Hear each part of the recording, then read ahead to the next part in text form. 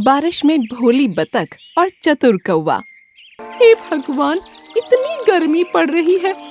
क्या बात है सरजू, थोड़ी परेशान लग रही हो? सब ठीक तो है ना? लो, आ गया एक और बहरूपिया। खुद जहरीला कोबरा सांप है और चला आया सरजू की खैरियत पूछने। देखो कालू, कुछ भी मत बोलो। मैंने तुम्हारे साथ ऐसा क्या बुरा कर दिया जो तुम मुझे बहरूपिया बोल रहे हो? बहरूपिया ना कहूँ तो और क्या कहूँ? गौरी कौवी, तुम ही बताओ, क्या आज तक कोई कोबरा किसी का सगा हुआ है?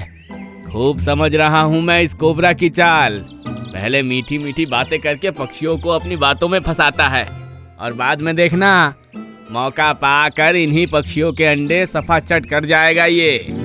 पिछले कई दिनों से जंगल में पड़ रही भीषण गर्मी से जंगल के सारे पक्षी और जीव जंतु बहुत परेशान थे। हर पक्षी के मन में यही आस थी कि बस झमाझम बारिश हो जाए तो कुछ राहत मिले।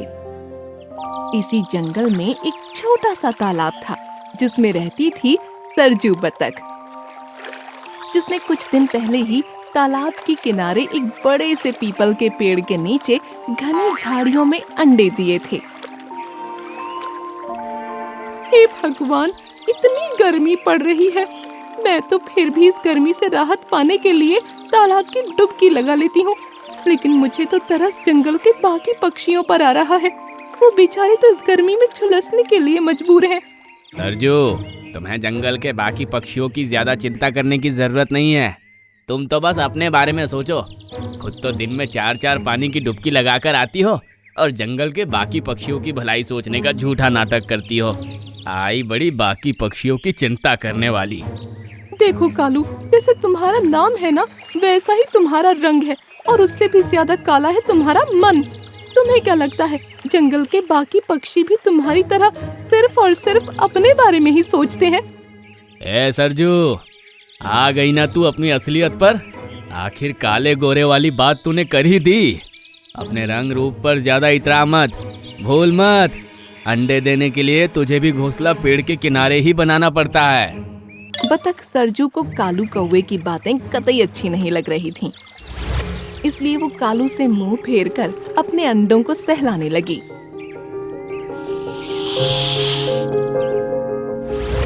तभी पास ही के बिल में रहने वाला कोबरा सांप वहाँ आ जाता है। क्या बात है सरजू, थोड़ी परेशान लग रही हो? सब ठीक तो है ना? लो, आ गया एक और बहरूपिया। खुद जहरीला कोबरा सांप है और चला आया सरजू की खैरियत पूछने। देखो कालू, कुछ भी मत बोलो।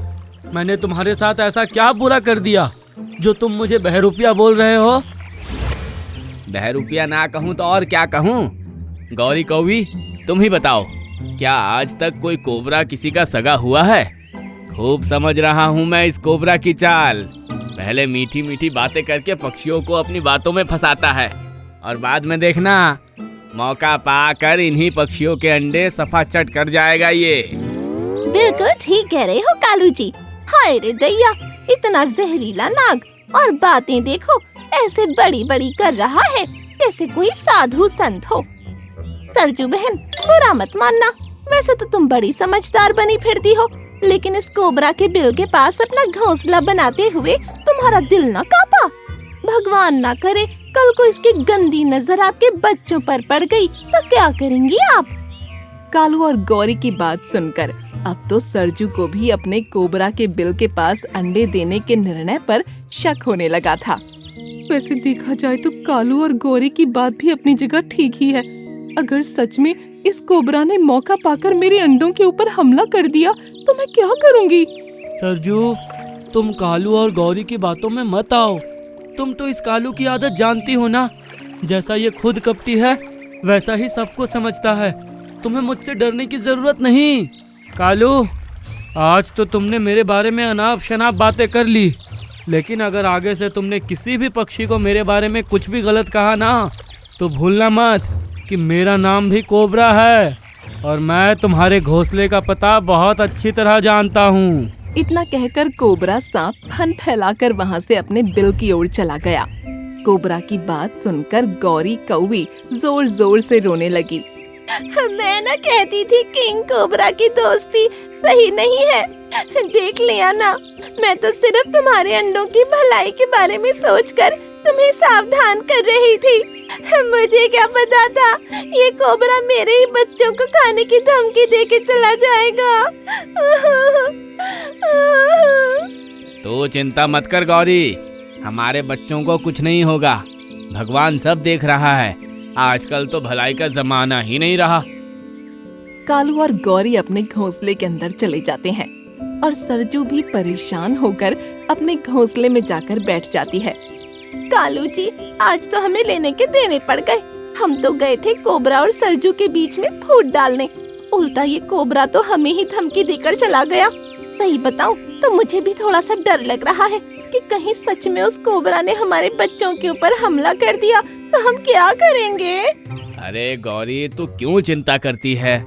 ये कोबरा के बस का नहीं है किसी पक्षी के अंडे खाना, वरना आज तक क्या हम इतने सुकून से इस पेड़ पर घोंसला बनाकर रह रहे होते। कोबरा तो एक सीधा साधा सांप है जो सबके साथ मिलजुल कर रहना चाहता है। वो बाकी के दुष्ट सांपों की तरह बिल्कुल भी नहीं है। तालाब के किनारे रहने वाले कालू, गौरी, सरजू और कोबरा के बीच हुई तनातनी के बाद अब कोई भी एक दूसरे से बात नहीं कर रहा था। अगले दिन आसमान में काले बादल उमड़ आए और उसी के साथ तेज ठंडी हवाएं पेड़ों की शाखाओं को झुलाने लगीं। अरे वाह, आज तो बड़ा सुहावना मौसम हो गया है। आज झूम के बारिश हुई ना तो मैं तालाब के पानी में जी भर के नाचूंगी। सरजू बतख बारिश के आने की खुशी में बहुत उत्साहित नजर आ रही थी। वहीं कोबरा अपने बिल में अपनी पत्नी से कहता है, रक्षा, चलो बाहर का मौसम देखकर आते हैं। ऐसा लगता है आज तूफान आएगा। रक्षा और कोबरा अपने बिल से बाहर आकर मौसम को देखने लगते हैं। रक्षा, वाकई बाहर मौसम बहुत खराब है। लगता है आज तो तूफानी बारिश होगी। शुभ शुभ बोलिए जी, अगर ज्यादा बारिश हुई तो हमारे बिल में पानी भर जाएगा और हमें मजबूरी में अपना घर छोड़कर बाहर कहीं आश्रय ढूंढना पड़ेगा। मैं तो बस भगवान से यही दुआ मना रही हूँ कि किसी तरह बारिश रुक जाए। कोबरा और रक्षा बातें कर रहे थे कि तभी जोर की बिजली कड़कती है और मूसलाधार बरसात शुरू हो जाती है। हे भगवान, ये क्या हुआ? बारिश तो अभी शुरू हो गई और बादलों को देखकर तो ऐसा लगता है अगले कई घंटे तक बारिश रुकने वाली नहीं है। रक्षा और कोबरा गहरी चिंता में डूबे हुए थे और सरजू बारिश की गिरती बूंदों को देखकर तुरंत तालाब में पहुंच जाती है और गाने गुनगुनाते हुए नाचते गाते बारिश का आनंद उठाने लगती है। बुरा मत मानना कोबरा, लेकिन एक बात बताओ, तुम तो गौरी को अपना दोस्त कहते थे ना? हाँ, हम पड़ोसी होने के साथ साथ अच्छे दोस्त भी हैं। तुम्हें कोई एतराज है क्या? अरे नहीं नहीं भैया, हमें काहे एतराज होगा। मैं तो बस सब कुछ सच दिखाना चाहती थी। वो देखो, सामने सरजू बारिश आने की खुशी में नाच नाच के खुश हो रही है।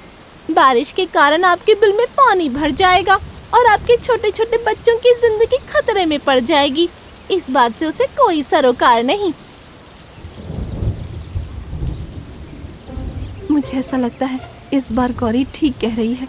ऐसी भी क्या खुशी है सरजू को जो बारिश को देखकर वो तालाब में झूम झूम कर नाच रही है। अपने बच्चों की चिंता में यहाँ मेरा दिल बैठा जा रहा है और उसे नाच गाना सूझ रहा है। सरजू, क्या बात है? बड़ा नाच गा रही हो।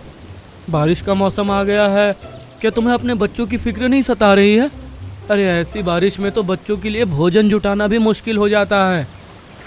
एक रोज तालाब के किनारे कुछ लोग पिकनिक मनाने आए थे जो रोटियां यहाँ छोड़ गए थे। तभी मैंने कई सारी रोटियां छुपाकर अपने घोंसले में रख दी थी और मेरे बच्चों के भोजन का इंतजाम तो मैं पहले ही कर चुकी हूँ। और रही बात मेरे बच्चों की सुरक्षा की, तो अपना घोंसला भी मैं पहले ही झाड़ियों से ढककर सुरक्षित कर चुकी हूँ। इसलिए अब मुझे बारिश का आनंद लेने का पूरा अधिकार है।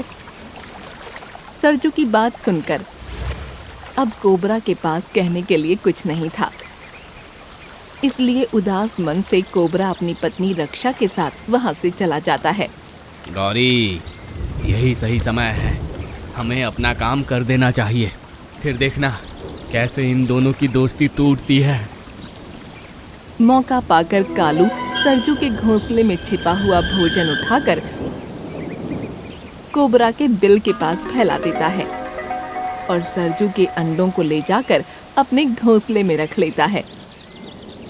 कुछ देर बाद, हे भगवान, ये क्या अनर्थ हो गया? किस दुष्ट की गंदी नजर मेरे घोंसले पर पड़ गई? मेरे बच्चे और मेरा छुपाया हुआ खाना दोनों ही गायब हो गए हैं। सरजू, रोने से कुछ नहीं होगा।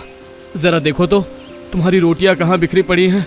अब बाकी तुम खुद समझदार हो। जब सरजू ने देखा कि उसकी रोटियां कोबरा के बिल के पास पड़ी हैं, तो सरजू के पैरों के नीचे से तो मानो जमीन ही खिसक गई और वो जोर जोर से रोने लगी। हे भगवान, ये क्या अनर्थ हो गया?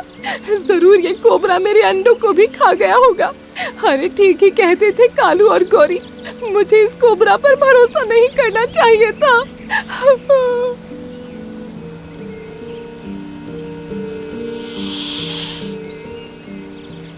देखो सरजू, मुझ पर गलत इल्जाम मत लगाओ।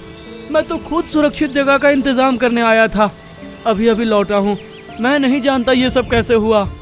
कोबरा अपनी बात समझाने की कोशिश कर रहा था, लेकिन सरजू तो उसकी एक भी बात मानने को तैयार नहीं थी। मुझे बारिश में नाचते गाते देख तुम्हें इतनी जलन हो गई कोबरा कि तुमने मेरे बच्चों को ही अपना भोजन बना लिया।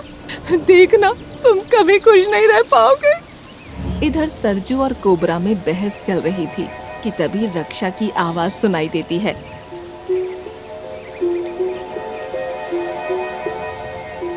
ये देखो सरजू, तुम्हारे अंडे इस कालू ने अपने घोंसले में छिपा कर रखे थे। ये बस हमारे बीच झगड़ा करवाकर तमाशा देखना चाहता था। अब मैं इसे नहीं छोड़ूंगी। आज इसके अंडे खाकर मैं इसे साबित कर दूंगी कि कोबरा सांप कितना खतरनाक होता है। कालू और गौरी को माफ कर दो रक्षा। इन दोनों का तो व्यवहार ही ऐसा है। इसमें उनके बच्चों का क्या कसूर? और गलती तो मेरी भी है ना कि मैं कालू की बातों में आकर कोबरा पर शक करने लगी। मुझे अपनी दोस्ती पर भरोसा होना चाहिए था। मुझे माफ कर दो कोबरा। हमें माफ कर दो। हम आज ही अपने बच्चों के साथ यहाँ से कहीं दूर चले जाएंगे। फिर कभी तुम लोगों को परेशान नहीं करेंगे। गौरी के माफी मांगने पर रक्षा और कोबरा उसे माफ कर देते हैं और फिर कालू और गौरी को वो पीपल का पेड़ छोड़कर जाना पड़ता है। इस तरह कालू और गौरी को अपने किए की सजा मिल ही जाती है। ये कहानी है ढोलकपुर गांव की, जहां सारे ही पक्षियों और पेड़ आपस में मिलजुल कर रहते थे। सब बहुत ही तरह तरह के पेड़ थे और बहुत अलग अलग तरह के पक्षी उन पर रहते थे। तभी एक पेड़ चिड़िया से कहता है, अरे चमेली चिड़िया, देखो मौसम कितना अच्छा है। मन कर रहा है झूम कर नाचूं। तो नाच लो, पर तुम तो नाच भी नहीं सकते। तुम्हारे पैर ही जमीन के अंदर है। टीटू पेड़ तेज से सर हिलाता है और चमेली को नीचे गिरा देता है। लो, मैं तो नाच लिया, तुम गिर गई ना। तो पागल है, गंदा पेड़ कहीं का। वहाँ सब ऐसे ही हंसी ठिठोली करते थे। वहीं एक पपीते का भी इलाका था, जहाँ सारे पपीते और चिड़िया रहते थे। सब बहुत खुशी खुशी रहते थे। वहाँ एक मोटे पपीते का भी घर था, जो सभी पक्षियों की मदद करता था। किसी भी पक्षी को कभी भी रहने की जरूरत पड़ती थी तो वो मोटे पपीते के घर को इस्तेमाल कर लेता था। मोटा पपीता बहुत ही अच्छा था और सब जरूरतमंद पक्षियों की मदद करता था। फिर एक दिन कौवा उससे कहता है, अरे मोटे पपीते, मेरे घर पर कुछ मेहमान आ रहे हैं, तो मैं उन्हें यहाँ लेकर आ जाऊं? बस थोड़े दिन की बात है। प्लीज तुम अपना घर मुझे किराए पर दे दो। हाँ चलो ले लो, पर मेरे घर के अंदर कोई गंदगी मत करना। पपीता उसे अपना घर थोड़े दिन के लिए दे देता है। फिर कालू कौवे के मेहमान आकर चले जाते हैं और उसके मेहमान घर के अंदर इतनी गंदगी मचा कर जाते हैं कि मोटे पपीते को बहुत गुस्सा आ जाता है।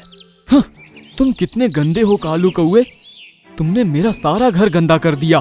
तो साफ कर लो मोटे पपीते, मेरा काम तो हो गया। अब मुझे क्या लेना तुम्हारे घर से। मोटा पपीता ये बात सुनकर रूठ जाता है। फिर कुछ समय बाद बारिश का समय आ जाता है। सब लोगों ने अपना अपना घर बना लिया था। बस कालू कौवा और चमेली चिड़िया ही बिना घर के थे। चमेली बेचारी मेहनत कर रही थी, पर उसे घर बनाने के लिए कुछ चीजें नहीं मिल रही थी। पर चमेली चिड़िया बहुत अच्छी थी। पपीते भैया, मैं तुम्हारे घर में रह लूं? अब बहुत बारिश का मौसम है और मेरे बच्चे भी भीग रहे हैं। हाँ चमेली बहन, रह लो, पर तुम गंदा मत करना।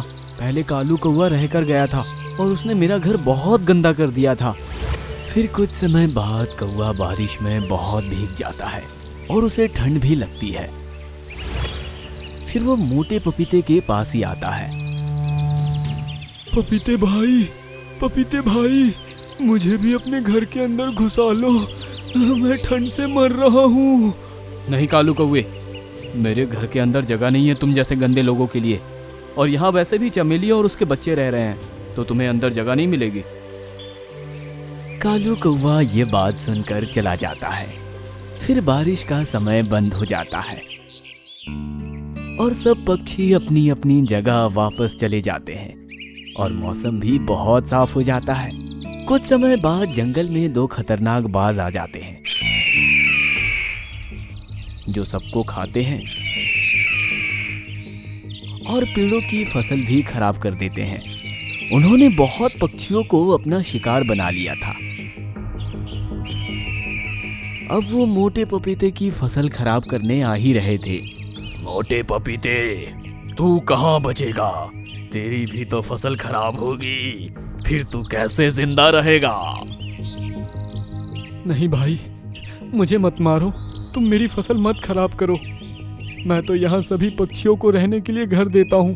अगर मैं चला गया तो बहुत पक्षियाँ बेघर हो जाएंगे। तो हमें उससे क्या करना? हमें तो फसल खराब करने से मतलब है। हम यहाँ सारे जंगल को उजाड़ देंगे और सारे पक्षियों को मार देंगे। वहीं पीछे से चमेली उड़कर आती है और वो देखती है कि खतरनाक बाज मोटे पपीते को परेशान कर रहा है। वो फटाफट वहीं जाती है। ए खतरनाक बाज, मोटे पपीते अंकल से दूर हटो। तुम उन्हें परेशान नहीं कर सकते, और अगर तुम इन्हें परेशान करोगे तो तुम्हें मुझसे लड़ना होगा। अरे चिड़िया, तू मेरा क्या बिगाड़ सकेगी? मैं तो ये फसल खराब ही करूँगा। तो आजा मुकाबले में। चिड़िया और बाज दोनों की लड़ाई बढ़ने लगती है। तभी चमेली चिड़िया बाज को जंगल के दूसरे हिस्से में ले जाती है जहाँ शिकारियों ने जाल बिछाया हुआ था। बाज चमेली चिड़िया के पीछे पीछे उसे पकड़ने के लिए उड़ता है। फिर चमेली चिड़िया जाल के पास पहुंच जाती है और वहां से अचानक दूसरी तरफ मुड़ जाती है। बाज की रफ्तार तेज होने के कारण वो दूसरी तरफ उड़ नहीं पाता और जाल में फंस जाता है। फिर शिकारी बाज को अपने साथ ले जाते हैं और फिर चमेली चिड़िया वापस मोटे पपीते के पास चली जाती है। चमेली, तुम्हारा बहुत बहुत धन्यवाद। तुम बहुत ही अच्छी हो। तुमने अपनी जान पर खेलकर मेरी जान बचाई। कोई नहीं मोटे पपीते चाचू, आपको कोई भी जरूरत हो तो मुझसे बताना। तुम्हें ऐसे कोई परेशान नहीं कर सकता। और चमेली, अगर तुम्हें कोई भी दिक्कत हो तो मुझे बताना, मैं तुम्हारी सारी परेशानी खत्म कर दूंगा। नहीं, मुझे कोई दिक्कत नहीं है मोटे पपीते अंकल। मैं अभी फिलहाल अपना घर बनाने के लिए लकड़ियाँ ढूंढने जा रही हूँ, क्योंकि बारिश का समय फिर से आने वाला है। अरे चमेली, तुम्हें अपना घर बनाने की जरूरत नहीं है। तुम्हारा घर तो ये है ना, तुम मेरे घर में रहना। अरे मोटे पपीते अंकल, ये आप क्या बातें कर रहे हैं? हाँ चमेली, तुम मेरी जान बचाई हो तो मैं तुम्हारे लिए इतना तो कर ही सकता हूँ। तुम इसे अपने चाचू का घर समझ लेना।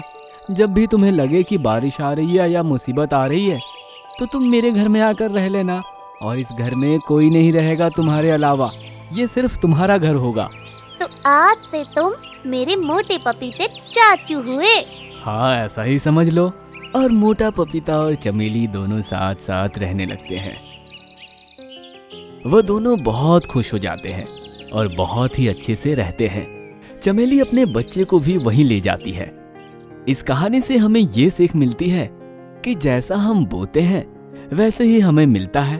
अगर हम अच्छा करेंगे तो हमें अच्छा ही मिलेगा, और अगर हम बुरा करेंगे तो बुरा ही मिलेगा।